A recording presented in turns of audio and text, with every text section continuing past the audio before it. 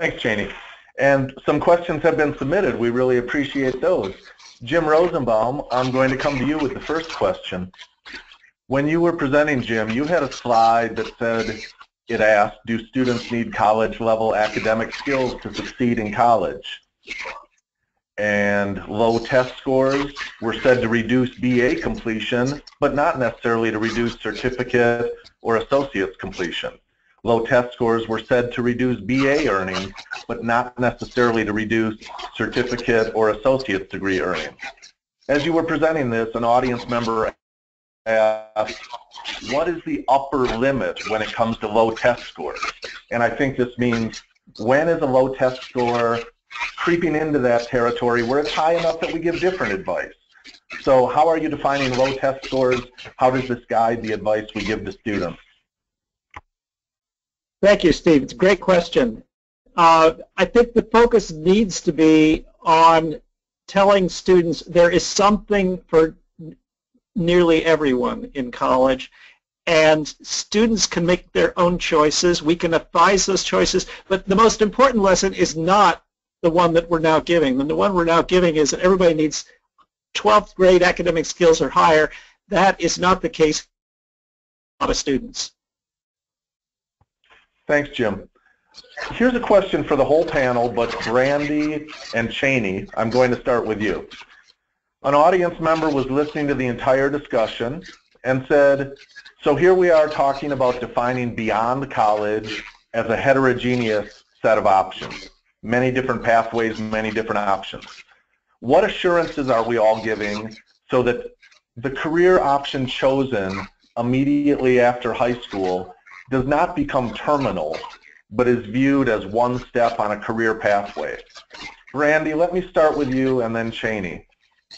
Yeah, so the language that we use when talking about this is stackable. So we don't recommend when school counselors or college advisors are advising students, we don't advise them to go into, let's say, sub-associate certificate programs that can't be then built on with other more advanced forms of education. And I think Cheney's example of his dad was a beautiful example of that. And so, yeah, I mean, I think you can emphasize lifelong learning, but too many students don't make just even that first step from a secondary education to a post-secondary education program, which is, the worst of all options.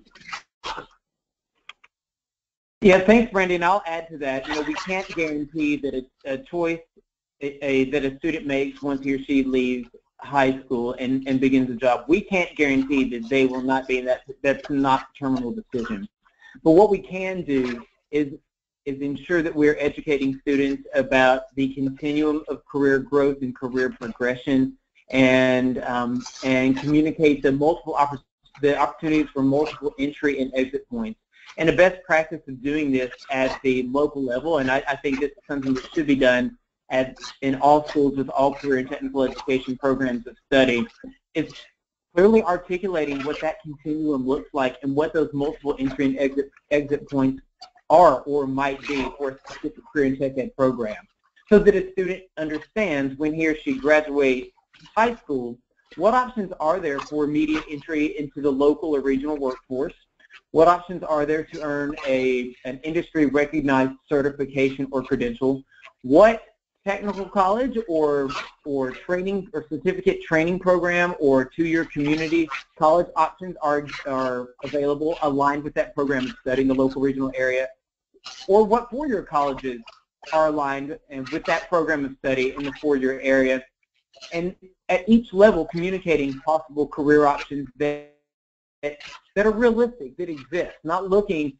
500 miles away from the hometown, but something that's actually accessible to the student, and demonstrating how a student might begin in a lower paying position that may have less responsibility, but clearly connecting how advanced education and increased certifications promote that upward mobility throughout a career. And I feel very, very passionately that if we do not communicate this information to students, then we're not doing our job. Our job is career and technical education professionals, and it's a disservice to students. Okay, thank you. Steve, it's a great question you asked, because there are people that discover this. They discover the opportunities to go further. The problem is that not many people know about these opportunities. So what Shane's saying is exactly what we should be saying is, look, there's always more opportunities, and you can take advantage of it just as other people do. Right. Amy, I don't see you on the webcam, but that's fine. I'm going to presume we're connected here. First, a clarification question. Hi, Amy. Hi. A clarification question from the audience, and then I think I'll ask you a second one. You used the phrase high-quality career guidance. Perhaps it was part of your title, I'm not remembering. But when you say high-quality career guidance, what would be your bullet points on high quality? What are those essential elements? I would say anything that's useful for a counselor to begin a dialogue with the students. The interest inventory, the career cluster inventory is only as good as the counselor makes it. So it can be printed off and tossed in the curriculum file, never to be seen again, and hopefully Iowa is moving away from that.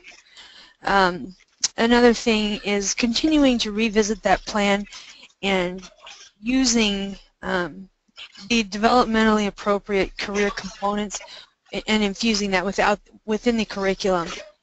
Obviously the core curriculum, but even within the career and technical education curriculum especially. There are so many opportunities, and we see this in quality career guidance around the state. When the counselor's passionate, when the career and technical education teachers are passionate, and you have a couple passionate teachers teaching the core, and you have a kid coming to you and saying, you know what, I really do want to work for NASA. What do I have to do? Well, then you take them to the physics teacher and you have a conversation. You take them to the ag science instructor and you talk about the drones you're working on. How do you get this conversation started? And you don't sit them down and have them page through, all the colleges that provide a degree that could get you into that position. You have a conversation, and we know that there are people who would sit a kid in front of a computer, and those tests have all the reliability and validity in the world. When you work with a work card sorter, and you go through the third card, that kid says, yeah, let's talk. And when that connection's been made. I don't know if I answered your question, but we got a tough road ahead of us. Yeah, thanks. I'm going to ask you another question, Amy, but first, do any panelists want to chime in? No. Amy, here comes another question. As I was listening to you talk, really enjoying your presentation, I was thinking about what a state Department of Education is doing and what districts are doing, and trying to wrap my head around the partnership from business, industry, employers that you're hungry for. I imagine some of this, you're making good headway in Iowa, and additionally you probably have a wish list. So tell us about educators being in partnership with business, industry, and employers. Absolutely. I'm really glad you brought that up, because there's no carrot nor is there a stick for this Iowa code.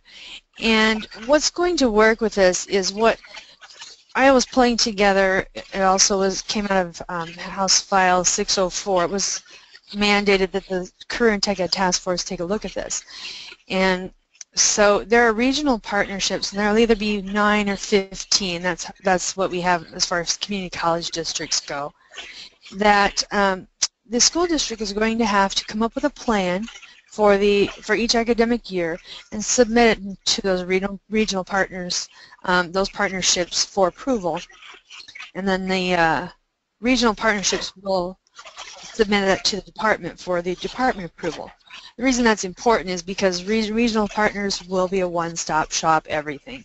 Business and community leaders, economic development, regional and urban planners, Iowa workforce development folks, career and technical education folks. There'll also be the career academy in the area where they're doing concurrent enrollment.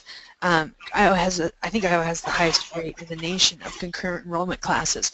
So these not only are the districts compelled to be a part of these regional partnerships, they will also be seeing these kids all day, every day. And part of this interaction with this team that has come forth out of the career standards team is that team, the kids are surrounded by career and technical education professionals and everyone else all the time, workforce development, career counselors.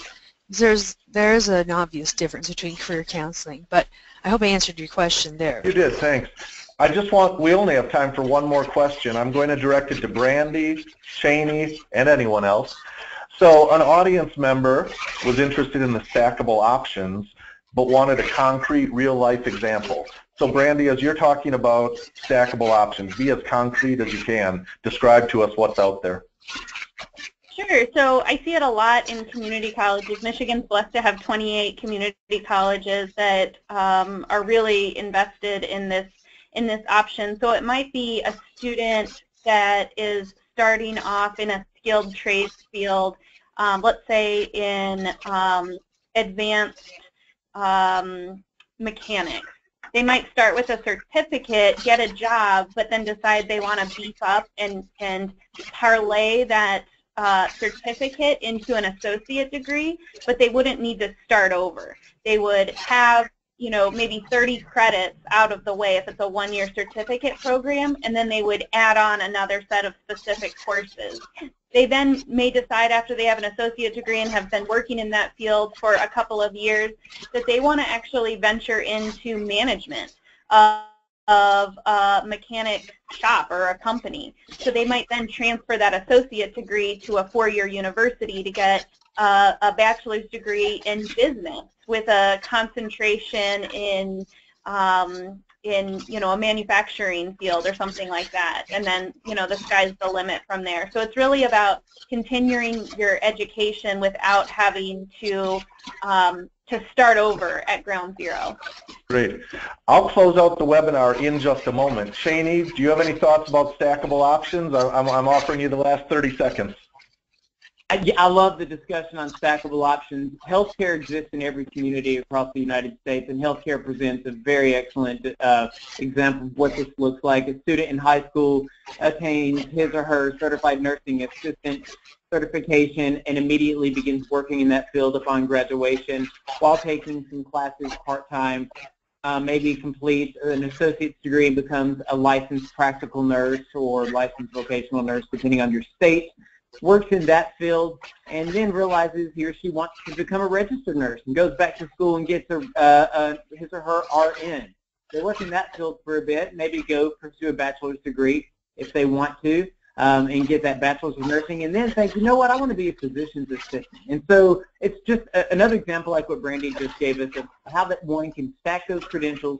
This example allows one to stay in the same field of healthcare, where I think Brandy's illustrated how one can start off in mechanics and end up in business management. So there are multiple options for this. To be respectful of our audience members, we'll move forward.